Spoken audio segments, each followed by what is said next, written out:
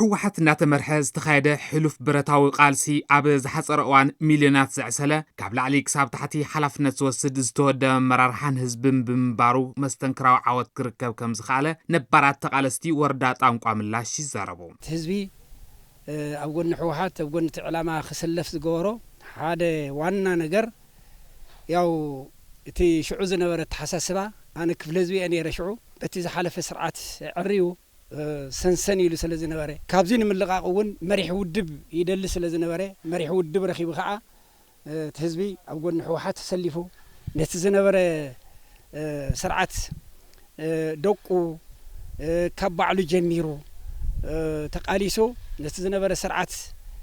ዘይፍትሓው ዝነበረ ስርዓት ክውገር ገይርዎ እዩ ማለት እዩ መሰል ዲሞክራሲ ኣመን ረኺብና ኣብቲ ውድብ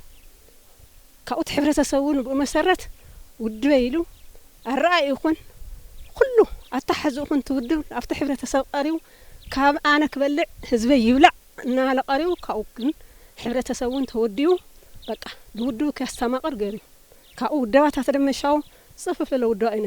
ማእኸላይ ኮሚቴ ይኹን ተራ ተጋዳላይ ኣብ ሓንቲ ረሓባ ይበልዑ ነይሮም ተጋዳላይ ወገንነት ልበሃል ጉቦ ዝበሃል ይፈልጥ ነይሩ ታንጀራውን ያእኽለና እናበለ እዩ ታገባር ዘቅርበሉ ከዕስሎ ዝኸኣለ ግን ሓቅነት ነይሩ ማእኸላይ ኮሚቴ ተራ ተጋዳላይ ዝበሃል ይነበረን ተጋዳላይ ውን ካብ ህዝቢ ይፍለይ ካብ ህዝቢ ተመጊና ካብ ህዝቢ ተኸዲና ልትዓወት ክነጠቃልለ ኽኢልና ኢና ስለዚ ካብ ላዕሊ ጀሚሩሽ ካብ ታሕቲ ሓደ ዓይነታት ተሓሳስባ ነይሩዎ ማለት ውልቃውነት ዝበሃል ነገር ኣይነበረናይ ብለካይት 11 ዝተረኸቡ ዓወታት ብዙሓት እኳ እንተነበሩ ተመኩሮታት ተቃልሲ ዓቂብካ ናብ ወለዶ ኣብ ምሕላፍ ክፍተት ስለ ዝነበረ እቲ ዝተፈጸመ መስተንክራው ታሪኽ ናሳሰይ ኸይድ ብምህላው እቲ ዝተፈጸመ ጅግንነት ብዝግባእ ክዕቀብን ወለዶታት ክመሃሩሉን ክስርሕሉ ይግባእ ኢሎም እቶም ነባራት ተቃለስቲ መስዋዕቲ ምኽፋልት ጥራሕ ዘይኮነስ ናይቲ መስዋዕቲ ፍረውን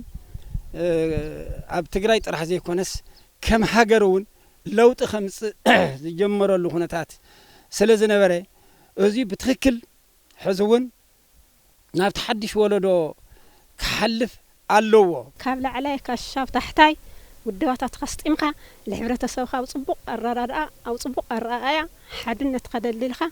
ብዙ ክዕቀብ ኣለዎ مبل 51 ዓመት ምጅማር ዝተወደበ ዕጥቃዊ ቃልሲ ለካይት 11 ኣብ ዝኽበረሉ ዘሎ እዋን ኣብ መራሕቲ ትግራይ ምግማዕ ዘጋጠመሉ ሓድነት ህዝቢ ኣብ ዝለሓለሕሉ ይኽበር ብምህላው መራሕቲ ትግራይ ነዚ ብዝግባእ ተገንዚቦም ዘለዎ መፈላላይ ብዘተ ፈቲሖም ሕድሪ ለካቲት ክፍጽሙ ከም ዝግባእ እቶም ነባራት ተቃለስቲ ይገልጹ እዞም ሕዚ ዝረኣዩ ዘለዉ ምልክታት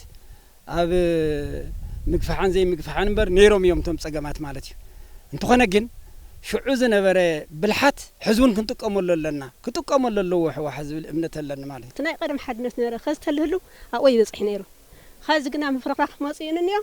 بقى ومبر انا يكحس ومبر انا يكحس او زي تفناجل له زفناجل خزوين